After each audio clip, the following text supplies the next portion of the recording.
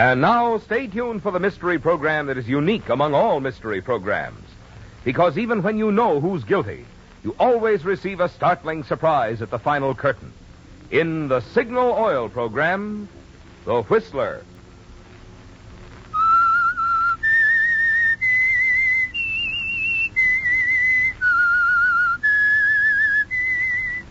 S-I-G-N-A-L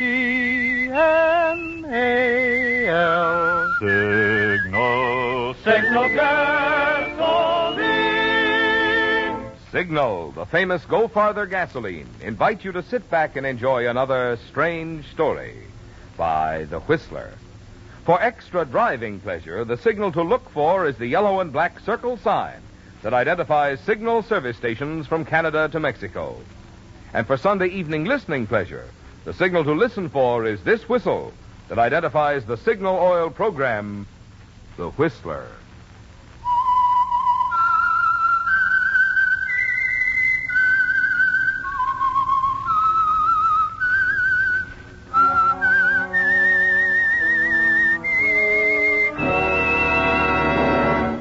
I am the Whistler, and I know many things, for I walk by night.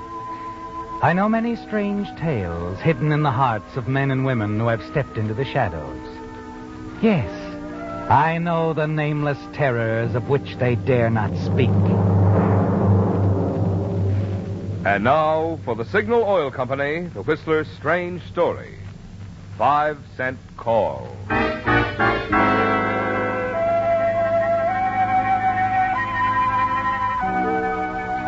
It began simply with a telephone call, a 5-cent call. Private investigator Scott Howell made his report to attorney Rick Parker. It was routine enough, at least when the conversation began. And Scott had felt when he dialed Rick's number that his assignment would be complete. Mission completed. Rick seemed to agree, seemed pleased at Scott's first words into the phone. It's all taken care of, Rick. I rented the cottage about an hour ago. Good work, Scott. Hey, I'll give you the address. 942 Ryder Street. Not a house near it. 942 Ryder Street. Yeah, sounds good, Scott. Yeah, I think this witness you want to hide will like it. There'll be no questions. She can stay there on ice till you need her for trial. Fine. Anything else, boss man? No. Yes, just this. Forget you ever worked on this. You're all paid. Yeah, very well paid. Oh, just a minute, Scott. Someone's at the door. Oh, sure. What are you doing here? You think you can get away with what Now, I'm wait a minute. I didn't come here to argue. Listen to me. Don't... Rick, can you hear me? Ann. Rick! Operator. Operator? Give me the police. Right away. It's an emergency.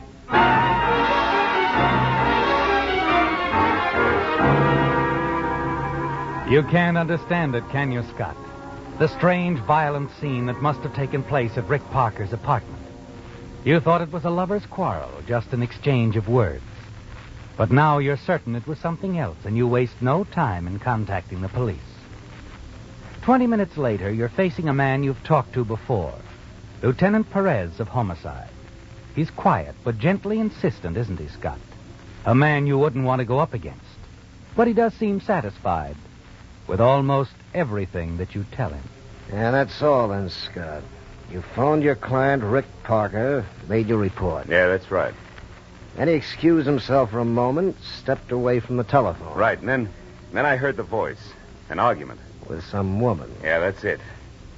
Well, that's all I know, Lieutenant Perez. You, didn't hear any mention of the woman's name? Name? Why, no. No, I didn't. Rick just kind of, breathed into the phone, but he didn't answer when I called him. All right, thank you, Scott. For the call and the cooperation. Good night. Good night, Lieutenant.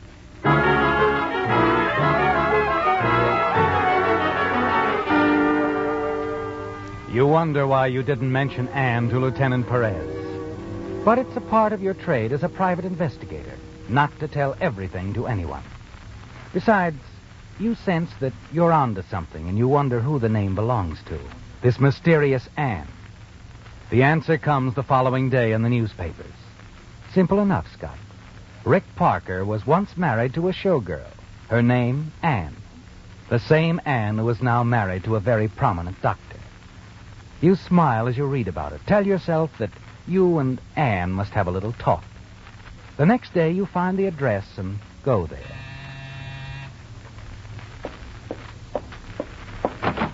Yes? Oh, hello. I suppose you're Ann. I don't believe that we've ever met. No, we haven't met. Howell's the name, Scott Howell. Private investigator. Errand boy, messenger. Sorry, Mr. Howell, I've no errands to be run today. Uh-huh. And you can take your foot out of the door or I'll call my husband. Oh, he's not in. How did you... Ann, please, you think a thoroughly schooled and practicing private eye would make that mistake? What mistake? The one I want to discuss with you. What you were doing in another man's apartment last night. Now, would I discuss such a situation in front of your husband? I happen to know Dr. Farrell's out of town. Who are you? I told you. Never mind. Come in. Oh, that's better. Yeah, that's much better. Easier on the shoes. I'll take water with my scotch, if you don't mind. I'm not getting you a drink, and you're not staying here long. Just long enough to tell you exactly what I mean. Yes. You're in trouble, Anne. Because of what happened to Rick Parker? Mm-hmm. I divorced him several years ago. I haven't seen him. I wasn't in his apartment. No? He spoke your name, baby. On the telephone. Telephone? Yeah, we were talking, Rick and I. He put the phone aside when you walked in. I heard the quarrel, the shots. I heard him say your name. His last words. Anne. Anne. Well? I have nothing to say. Suit yourself. For now, I mean. I'll give you until tomorrow to think about it. Or I go to the cops. Why? What are you mixing in for? Oh, please, Anne. Rick Parker was a client of mine, paid me well, very well, for little jobs now and then. I lose some revenue, my bread and butter. Is that what you want? Well, not exactly bread and butter, no. Now, I'll take that drink No. and... Okay. You don't want to be chummy, huh? All right, I'll go quietly. And stay quiet if you'll send me $5,000 by tomorrow night. Oh, you'll find me in the phone book. Think it over, Anne. Cheap, I'd say. You certainly are. You said you'd let me think about this. I think better alone, Mr. Howell. Do you mind? No, I can take a hint. But I'll be waiting, and none too patiently. Not too patiently at all.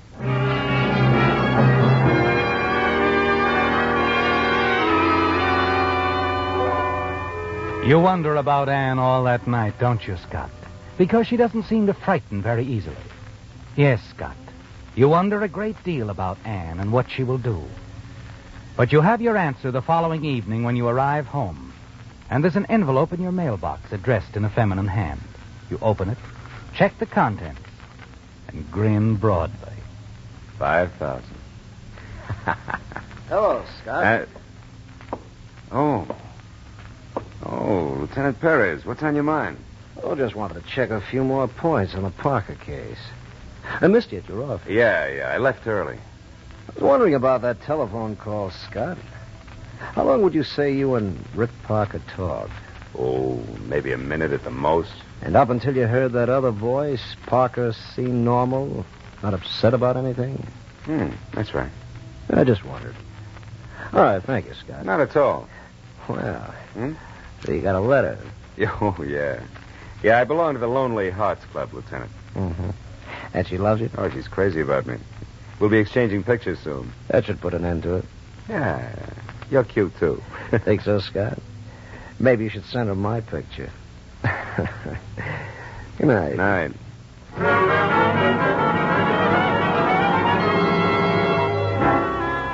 Well, Scott, the payoff has begun, hasn't it? $5,000 in cash from Anne. And in the weeks that follow, it all falls into a familiar and lucrative pattern. You call on Anne again and again. And after each visit, the envelopes arrive with additional payments. It's going beautifully, isn't it?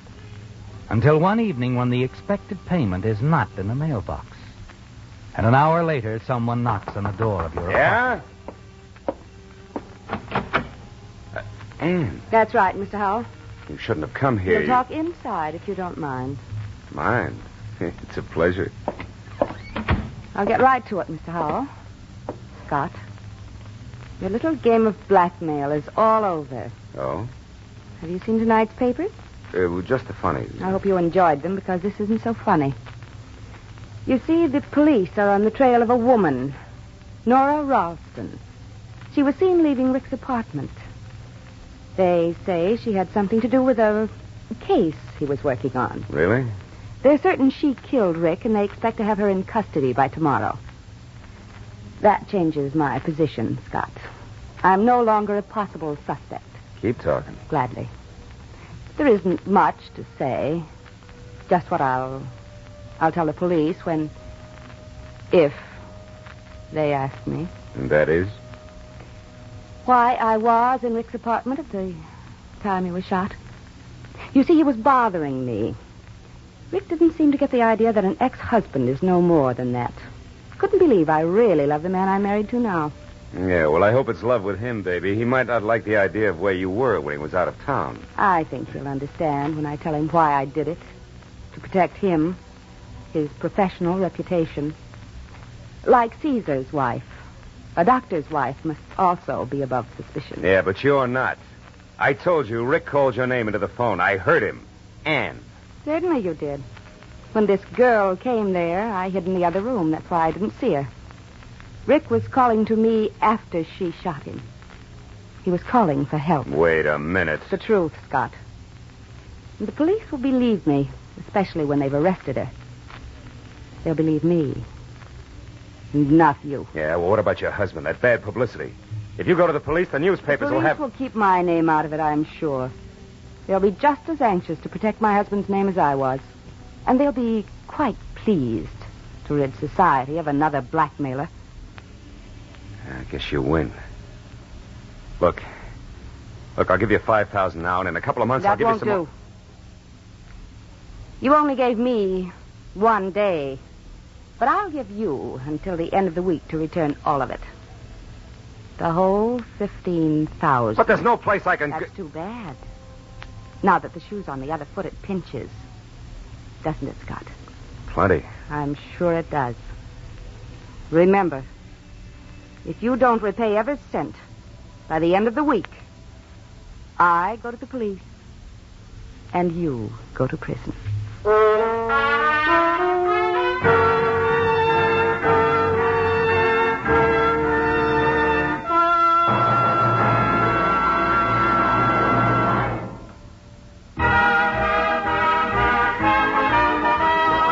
Tonight's $20 Signal gasoline book goes to Mrs. Esther Cook of Azalea, Oregon, for this limerick. A slick chick named Cynthia O'Farrell claimed gas cost kept her in a barrel. Till to Signal she turned, and rapidly learned she could have both a car and apparel. Signal, signal, signal gasoline. Go car will go far with Go Brother gasoline. Our congratulations to Mrs. Cook for her clever way of describing the good mileage you enjoy with Signal, the famous Go Farther gasoline. Too bad a limerick isn't long enough to include all the benefits you notice when you switch to Signal. I mean Signal's quick cold weather starting, Signal's peppy pickup, Signal's smooth responsive power. For it's a fact, mileage and performance go hand in hand. To enjoy both, next time treat your car to the gasoline that's packed with go. Fill up with Signal and go farther.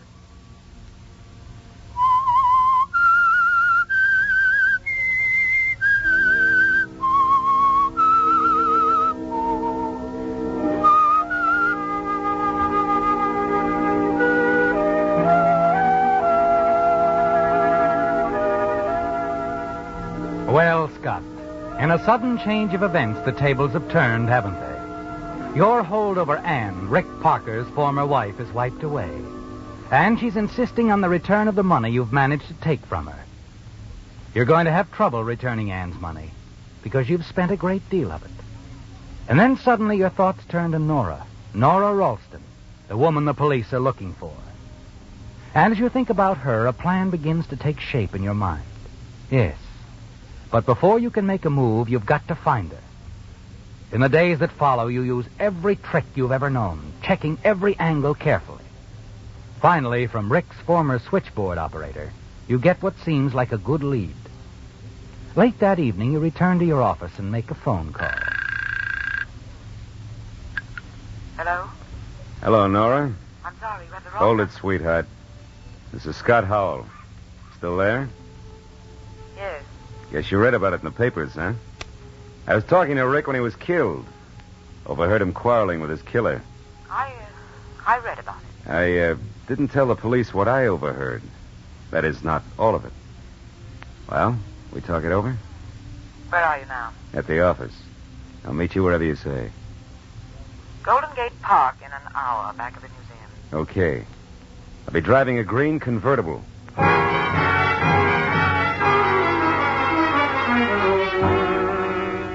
It's a break, isn't it, Scott? After days of searching for Nora Ralston, you finally found her. And now you've an appointment to meet her. It's the chance that you've been waiting for.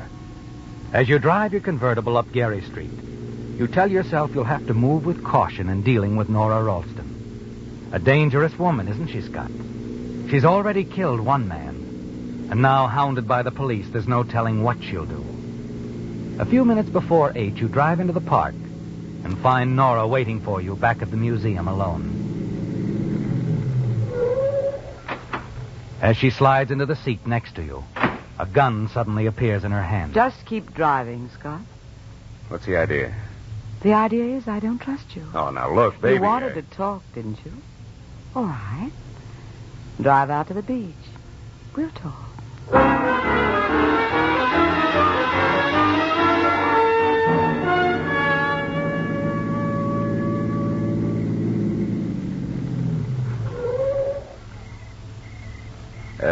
How about putting that gun away, sweetheart? All right. But first drop yours on the floor. Oh, sure.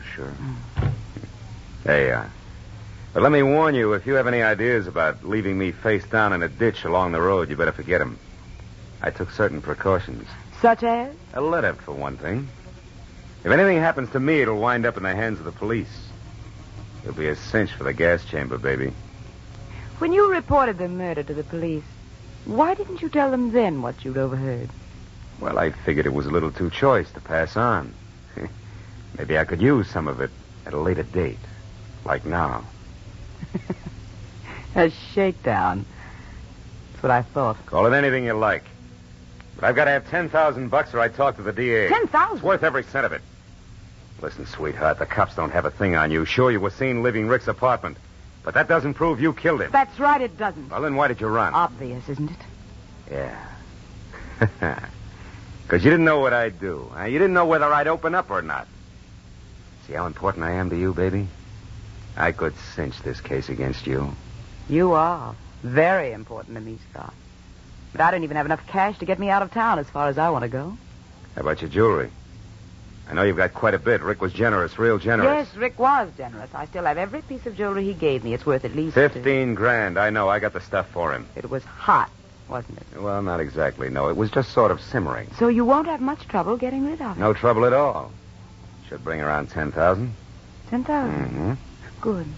I was counting on your help. That's why I agreed to meet you. Help? What do you mean? I've got news for you, Scott. You're not going to blackmail me. But I'm willing to make a deal, convert my jewelry into cash, and I'll split it with you. Split it? Oh, no. No, I need the whole 10,000. Don't be silly. I'll need at least 5 to get as far away from here as possible. You don't want the police to catch up to me, do you? Why should I care if they do?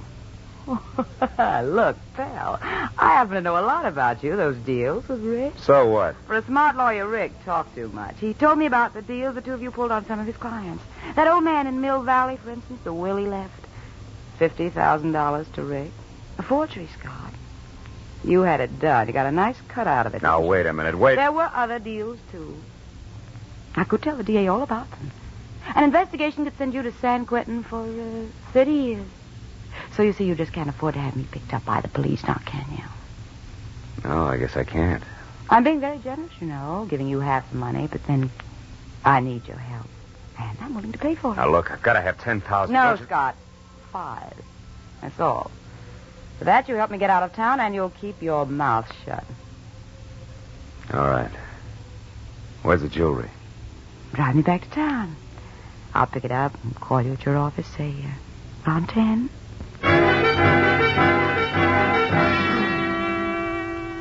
You made up your mind instantly, didn't you, Scott?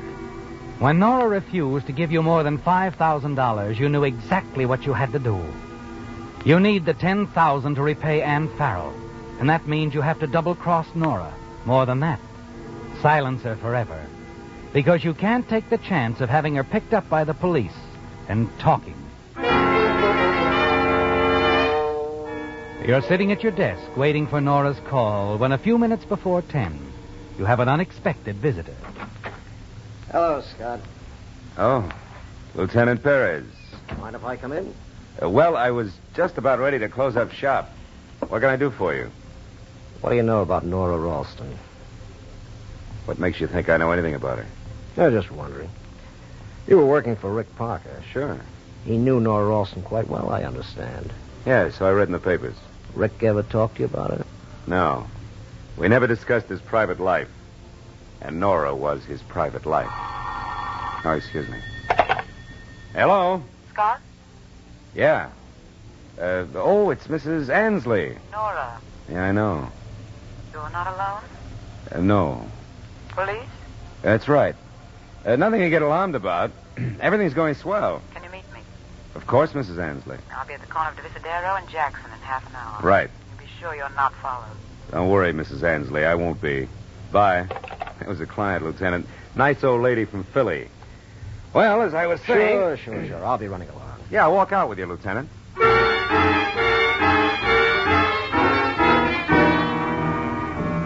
In the street, you watch Lieutenant Perez until he's out of sight.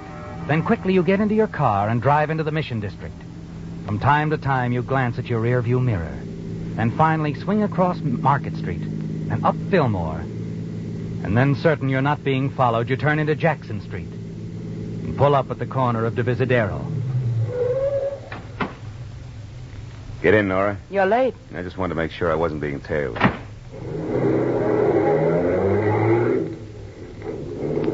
What's the suitcase for? Moving? You found me, didn't you? I thought it would be a smart idea to get out before the police did. Well, your troubles are over. Huh? What do you mean? That little hideout Rick asked me to find. Oh? 942 Ryder Street.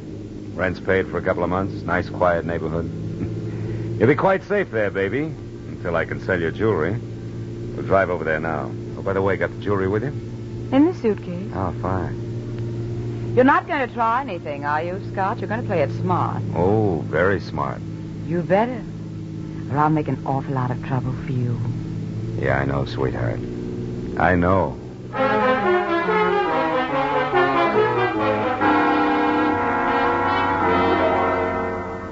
Yes, you're well aware of that fact, aren't you, Scott?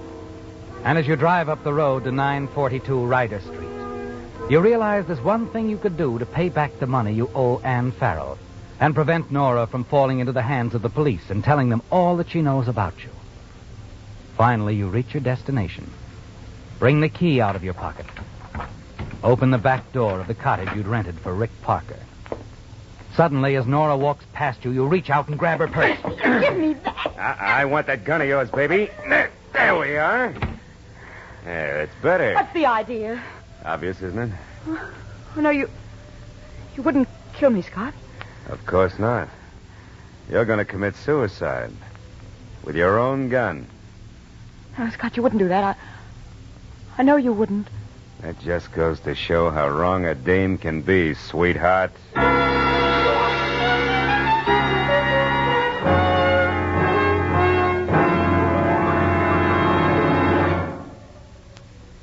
You've heard me tell how Signal Oil Company has grown from a few stations in Southern California into a coast-wide organization serving 6 western states from Canada to Mexico. That growth has in large measure been due to one policy, which Signal has consistently followed for 19 years, to make every product that bears the name Signal ever better and better. Take Signal's new deluxe battery, for instance. Unlike ordinary batteries, which may be guaranteed for only 12 or 18 months, Signal Deluxe batteries are guaranteed a full 30 months on a service basis. And they deliver up to 35% more power because Signal's improved type micro-porous all-rubber separators hold twice as much acid solution between the plates. So whether it's tops in performance you're interested in or economical long life, you'll be wise to see your Signal dealer before you buy any battery. Ask about his trade-in allowance for your old battery, plus his convenient credit terms. You'll see why, from any angle, today's best battery buy is the Signal Deluxe battery, sold only at Signal service stations.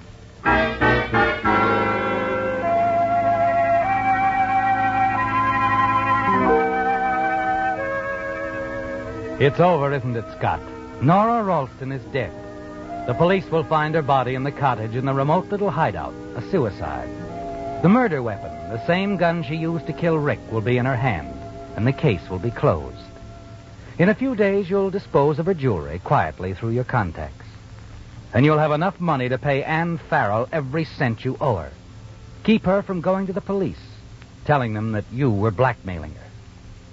Now you pick up Nora's body, place it in a chair, and then as you're about to put the gun in her hand, you hear the door open behind you. Suddenly the lights go on. Hello, Scott. Lieutenant. Yeah, drop the gun. Nora Ralston. Well. Now, look, Lieutenant Perez, I can tell you... Scott. You know, we've been waiting for a long time for someone to show up here. Didn't expect you, though. What do you mean, waiting over? We've had this place watched since the night Rick Parker was killed. You've been watching this? Wait a minute, that can't be. How did you... How did we know about it? Simple. The night Rick was murdered, we found an address on his telephone pad. This address. It's your own fault, Scott. Should have realized when you give an address to someone over the phone, they usually write it down on the phone pad.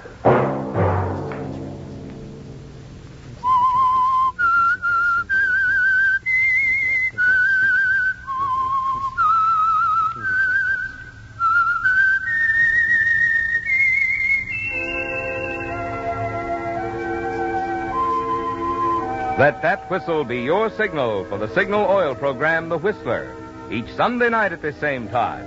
Brought to you by the Signal Oil Company, marketers of Signal gasoline and motor oil, and fine automotive accessories.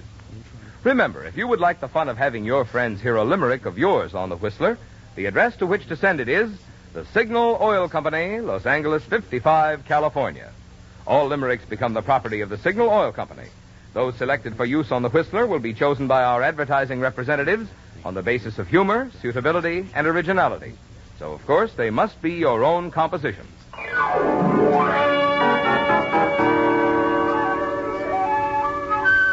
Featured in tonight's story were Gerald Moore, Virginia Gregg, and Betty Lou Gerson.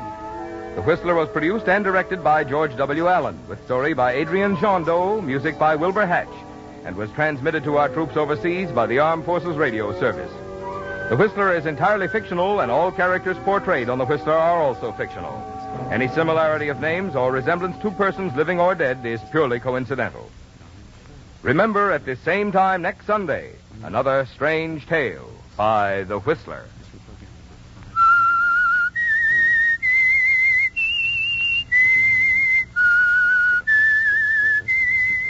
F-I-T-N-A-L